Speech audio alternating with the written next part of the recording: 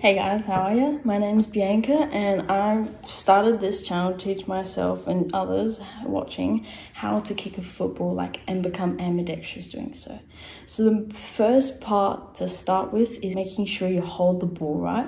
So with doing that, you need to make sure you have a majority of your fingers on the top part. So that would be like these two sections here. You want to make sure you have like 3 fingers. So you'd have your middle finger running across this middle line here on both sides. Then you want to make sure your thumbs are like at the top here of the seam, and then you essentially create like a love heart with it, or like some sort of curve. In doing that, you want to make sure it's like the middle of the ball like that. But if your hands are too small, you can't really grip it like one hand. You can like position it higher up so that you can like still have good control with it in one hand, and then having it like that.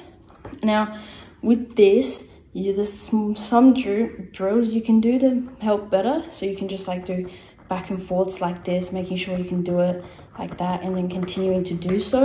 And then you can like spin the ball up and then make sure you get to that position straight off the bat. So I'm just going to do a couple of those, and then for just making sure you do the same as well. So just like back and forth like this, and then like trying to hold it in one hand by yourself, obviously, and then you can hold it like that, and then manage to just hold it and keep it there, and then just like spinning it around and then getting it straight into that position.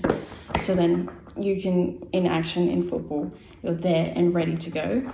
And then just doing a couple of those, and take your time with doing that, making sure you can complete it and finish it off so that you can feel comfortable with your grip, and then move on to the next stages in the next video.